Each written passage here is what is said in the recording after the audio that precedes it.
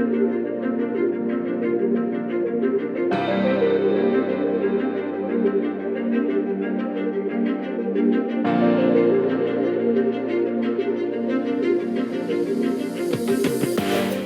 I'm Kelly Meyer, and this is Kelly in the Capitol on NewsNation. Each week, I'll take you both inside Washington and out of the DC bubble to hear what people are really saying.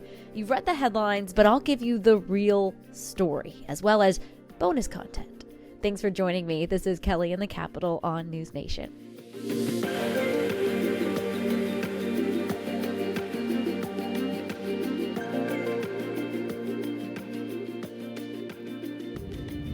Hey guys, checking in here from our bureau. I'm just getting back here from the White House and wanted to catch up on the stories that we did this week. We were obviously focusing a lot on Israel and Hamas and the ongoing conflict there, then the attack by Iran over the weekend, and what's going to happen next. We were able to get a question in at the briefing, my first question in that briefing room, which I was very excited about. We sit in the last row. There was no one sitting in front of me, and we were able to have her see me because I'm shorter, and I was able to get a question in on why won't the U.S. counter or participate in a counteroffensive if Israel decides to strike back against Iran. And then my other question was, how is President Biden trying to de-escalate the tensions in the Middle East, as there was this concern and still is this concern of potentially a wider conflict here and dragging the U.S. into a wider war. So first I'll play that. That was just from the start of our week, and then we'll get into the rest. Why is the U.S. not going to participate in a counteroffensive? Again, I think I've answered this question. The president had a good chat with the prime minister. We talked about the incredible success that we and they achieved on Saturday night, and the message that success sends not only to the region but also to Iran as well. And as I've also said, and as the president has certainly said, we're not looking for a war with Iran. We're not looking to broaden and deepen this conflict in the region. How exactly is he trying to de-escalate this situation? Everything the president's been doing since the 7th of October has been designed to try to de-escalate and to try to keep the conflict from widening and deepening. And that includes the moves that he made in the last 10, 12 days to add resources to the region so that we could help Israel better defend itself. And my goodness, it all paid off. I mean, instead of having 100 ballistic missiles land inside of Israel and cause untold damage to infrastructure and to human lives, none of that occurred. And the reason none of it occurred was because the president was ahead of the problems.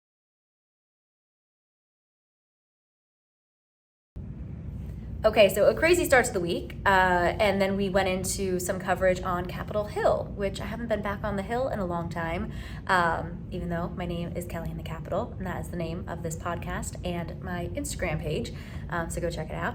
But we were back on Capitol Hill for a really important hearing on anti-Semitism on college campuses. It's been something we've been seeing for a long time, but specifically since October 7th and Israel, their attack by Hamas on Israel on October 7th, and what we've been seeing on college campuses since, an increase since then in anti-Semitism. And there was the Columbia University president, as well as other officials that came to testify in front of House lawmakers. And it was no question in the room that that was something that shouldn't be happening on campus. They say that it's something that they're looking into. We continue to see the protests. I believe we have some video we can play here and sound that you could hear of the protests happening on these college campuses, specifically at Columbia University, following this hearing. Take a listen to this. I'm Yisrael. Keep it moving, you Zionist bitch. Keep it moving, you Zionist bitch.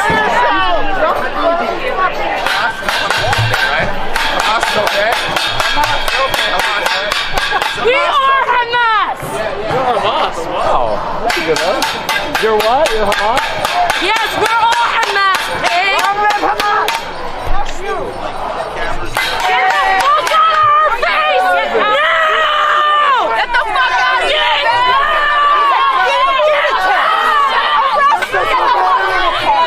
Arrest these fucking lunatics! Why don't you arrest them? Why don't you arrest these people? Baby killer!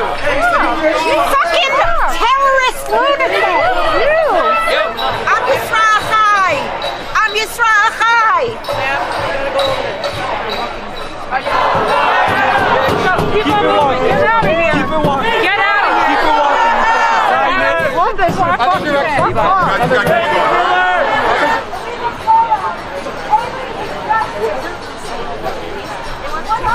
then they assume that TikTok video is true. I have a friend who's in medical school, and she told me that TikTok were actually I haven't thought I did. What happened to leave it dark? Inside is anti-American or American. I'm a sort of American flag. I'm not allowed to go there, but I can go there. So there's a reason you're trying to take a photo on the other side, not this side. Look, we all clear, we all know. It's all semantic. We just want to keep the peace. And you going over there is not going to do that. Because, yeah, you're probably right, unfortunately. Oh, it's all right. It's all good.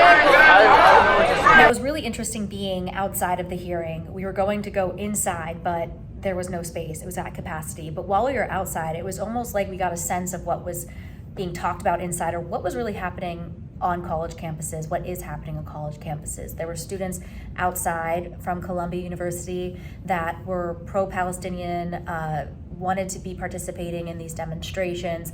They said that they were being kept out of the hearing and that they feel like they aren't allowed to have free speech and say how they're feeling. They say they aren't being anti-Semitic. They say anything they say is being considered anti-Semitic. But as we were hearing from some of the protests, that might not always be the case. And for another student we spoke to who doesn't go to Columbia but is a Jewish student in California, was saying that he feels targeted on campus for how he looks and feels unsafe. And the point of this hearing was to make sure that every student, whether Jewish or Muslim, feel safe on college campuses and what kind of steps are they taking. So I'm just gonna let the interviews play so you can hear them in full. We don't always get that chance with the time we are given on television. With the limited time frame, you see those kind of quick sound bites. So we wanted to give you the chance to hear these interviews for yourself and take what you feel away from them and come to your own conclusions or thoughts on your takeaways on this. So I'll let those play and come back on the back end. Where are you from? I'm from, my family's from Palestine, but I'm living here in DC currently. And you've been participating in some of the protests happening on campus with your colleagues and as well as supporting those here at Columbia? Yeah, so I've been coming to Congress almost 2 months now, every day to advocate for my people in Gaza. And I'm here today to support the Columbia students trying to get into the hearing on anti-Semitism. What's happening here? So we've been disallowed from going in because I don't know exactly why, but the reason we're here is not to dispute that there is real anti-Semitism. It's to say that that pro-Palestinian voices have been stifled, they've been censored and suppressed, that there's this real rise in anti-Palestinian sentiment and Islamophobia. And you were talking to me about what you're hearing when you are at these protests, what some of the rhetoric and the messages that those inside are saying is that they're, saying from the river to the sea or, kill the Jews or things like that. And you're saying, what have you been hearing when you've been attending some of these protests? Yeah, so from the river to the sea has been misconstrued what that really means. All it means is from the river to the sea, we want Palestinians to have freedom, equal rights and dignity and justice. In terms of, sometimes we've heard in those hearings, they said that they've heard people say, kill all the Jews. I have been to over 100 protests now, and I can promise you that I have never heard that ever. And we actually try to stop people who are actually anti-Semitic from saying or coming even to the protests. Do you feel as though, and we've seen this in hearings before, 2 Ivy League professors or presidents have now been ousted from these hearings. Mm-hmm. Do you think that's something that is happening in this? Do you think the campuses are addressing these protests on both sides appropriately? I think they're being extra harsh on protests in favor of Palestine. I know in Colombia specifically, it's been maybe 89 days now since there was the sort of skunk gas attack that occurred against Palestinian protesters. And they said they're doing an investigation, but we've heard nothing, and it seems like that's not at the top of the priority list whatsoever. What do you think is the purpose or the message of this hearing here in Congress today? Well, I think the message is to bring light to the fact that there is anti-Semitism, but I think it's misguided because they are painting anyone who's pro-Palestine as also being anti-Semitic or most likely to be anti-Semitic, when I think that's really not where the anti-Semitism in this country comes from. but pro-Palestinian people are just advocating for Palestine and against the state of Israel specifically and its actions in Gaza. So is there a way to balance both allowing students to still have free speech and to speak out, but also not be anti-Semitic in some of these cases? 100%, and I would say a lot of people who come to these protests are Jews who consider themselves anti-Zionist, and they say we don't want the state of Israel to represent us because they are sort of taking the faith and co-opting it for their own agenda. And so, yeah, I think conflating them is intentional to try and stifle pro-Palestine voices. And is there anything else you wanted to add, or you said you have family there right now, and what do you hope to see from the Biden administration in this? Well, I personally have lost a lot of extended family, cousins, aunts, and uncles. One of my favorite cousins who I was closest to just last week was killed in an airstrike. And so I would call on Congress, on Biden, first and foremost, please, permanent ceasefire, stop the killing, and then we need to end the occupation too. And then we can really have peace in that area. And why did you want to be here today? It's important to stand with each other. A lot of times when students are alone, it's very hard. It's frustrating. You feel there's no one with you. You feel that what you see online is all that there is. That whatever anybody tells you, you should believe, and that no one else agrees with you. That's a very difficult place to be in. And when you're Jewish and you're on campus alone, that's incredibly difficult. So we're here today to show support to the Jewish students who feel persecuted, who feel that no matter what they do, who they are, that they have people that are there with them, partners with them, and support them too. Do you feel as though there has been a lot of anti-Semitic incidents on campus, or do you feel as though some of the students out here are saying that it's not, their message isn't to be anti-Semitic, it's to show support for their community as well? So that's interesting. See, I walk out as a proudly Orthodox Jew. I'm very visibly Jewish, and in that, I walk around all the time with my hat, with my kippah, with my tzitzit open. And all the time, I'm walking down the street, I get "Free Palestine" yelled at me for no reason. And I'm like, I don't have an Israeli pin, so why are you targeting me? If this is not against Jews, why are Jews targeted with these slogans if it has nothing to do with us being Jewish? If it's only solely about an ideological cause, why do you target specific groups of people in the process? I have friends at Columbia, I have friends at GW, I have friends at many other campuses.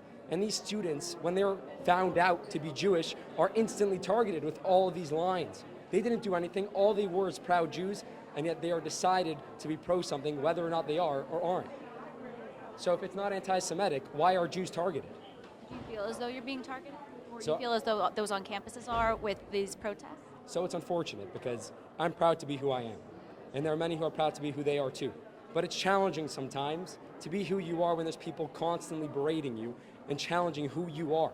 And that's very, very difficult. And that's very, very challenging. When you're trying to be yourself and someone's always telling you that you can't be proud of who you are, that is a very, very difficult situation to be in constantly. Do you feel as though these protests that are happening on campus are calling for, something to happen to Jewish people? Is it anti-Semitic? Do you feel the language they're using is anti-Semitic, or? We've seen many videos of students on many different campuses, from the biggest universities to the smallest universities. And students walk down the street, walk on campus, and when people spot them, these protesters spot them, they yell shame. Shame for what? For being Jewish? I should be ashamed of who I am because you decided that I support something, which I do support. Okay, let's retake that one.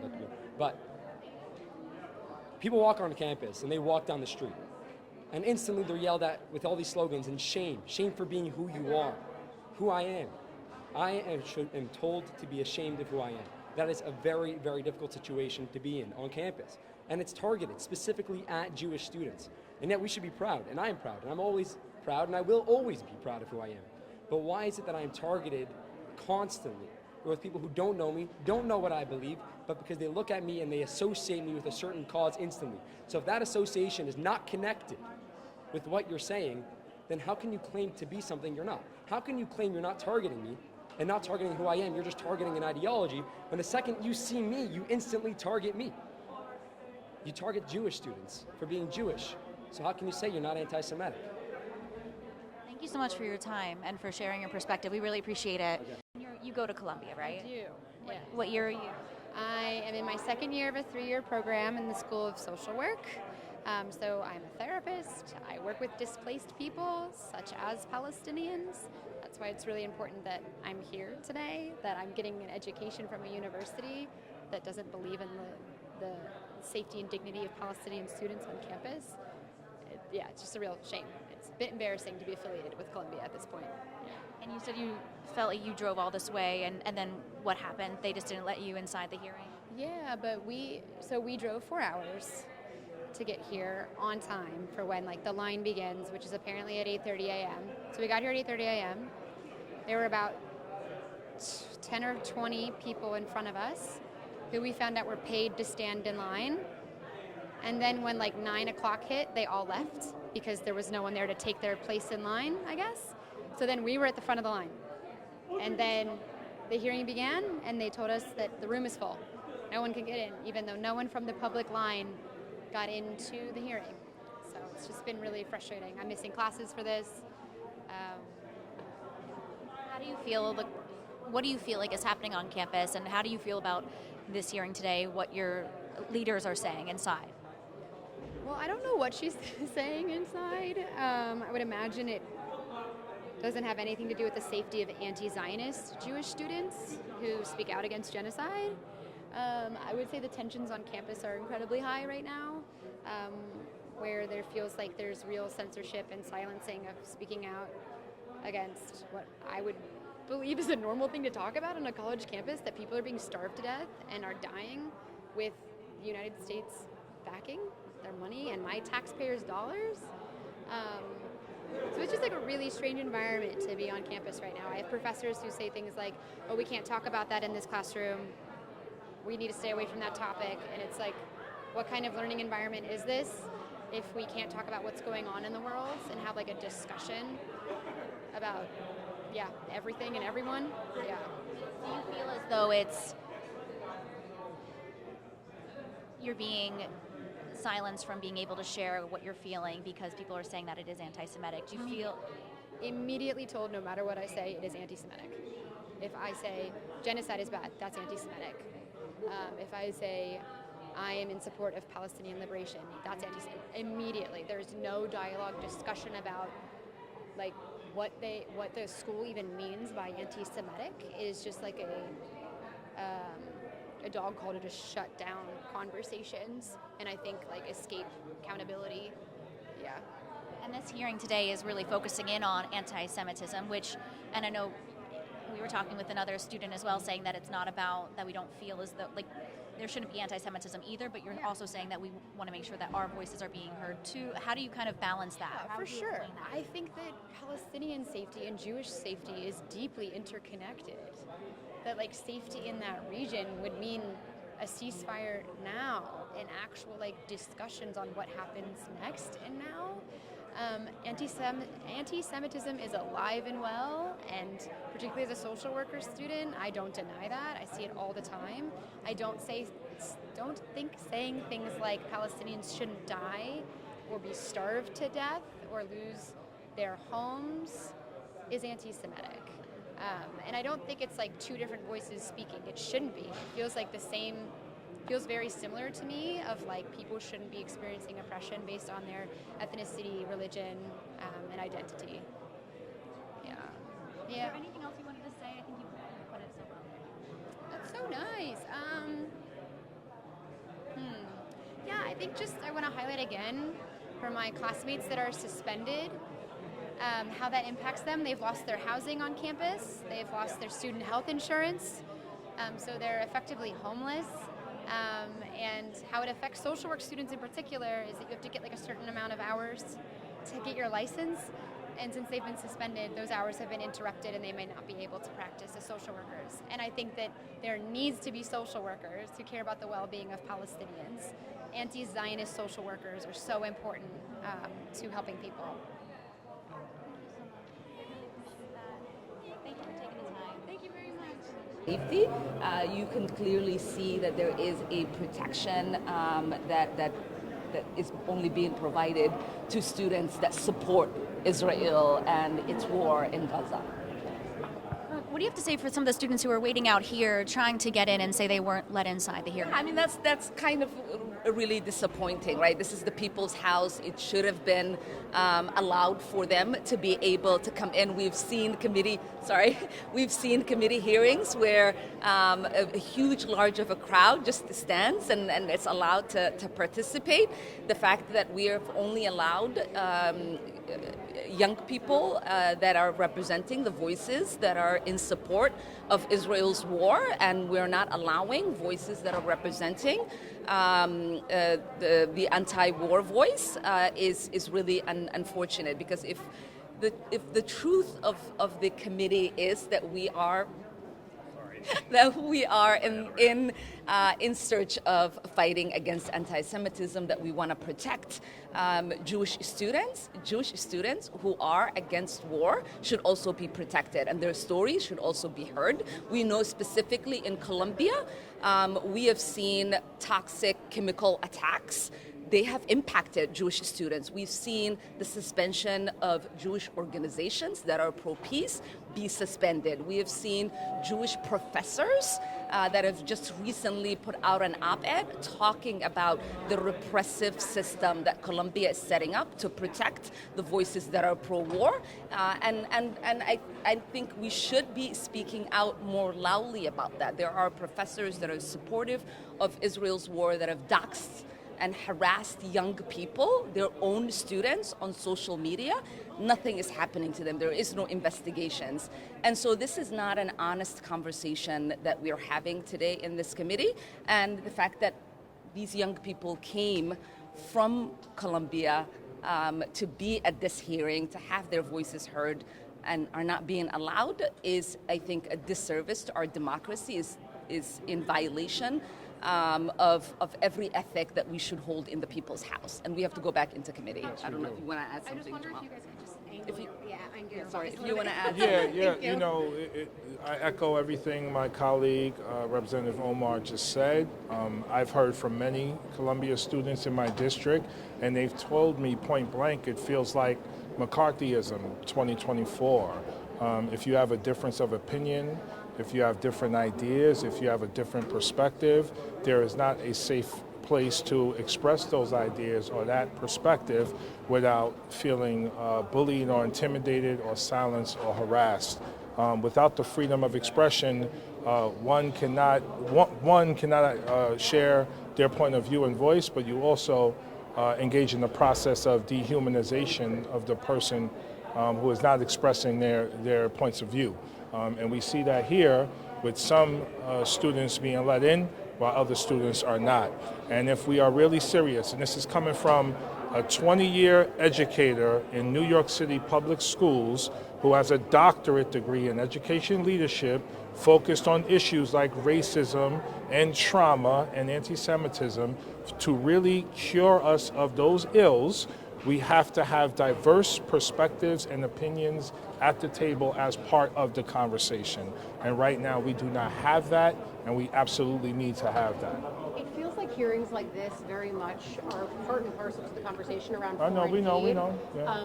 There is an upcoming vote that's going to happen on Israel aid. Is there a way that you guys could get to yes on voting for that package, or is it a no for you? Well, right now we're focused on the hearing, so we got to get back inside. Thank you all so much. Yeah. Thank you. So this is something that lawmakers on Capitol Hill are going to continue looking at. We know that they've already scheduled another hearing to look at how this is being handled in New York City school districts, as well as Montgomery County, Maryland, and Berkeley, California, bringing in top officials from those schools as well. So it's something that we will continue to follow and continue to stay on top of what's happening on college campuses as well. So thank you for tuning in to this week's Kelly in the Capitol. We'll have more to come. Thanks for spending some time with me. To see what I'm up to next, make sure you tune in to NewsNation. Don't know how to watch us? Go to www.joinnn.com. Pop in your zip code and the channel finder will know just where to find us. But don't forget, we're also on all streamers: Hulu, Roku, YouTube TV, as well as Amazon Alexa and Apple CarPlay. Have a story you think I need to know about? Then drop me a note at kmeyer@newsnationnow.com. This is News Nation's Kelly Meyer, and you've been listening to Kelly in the Capitol.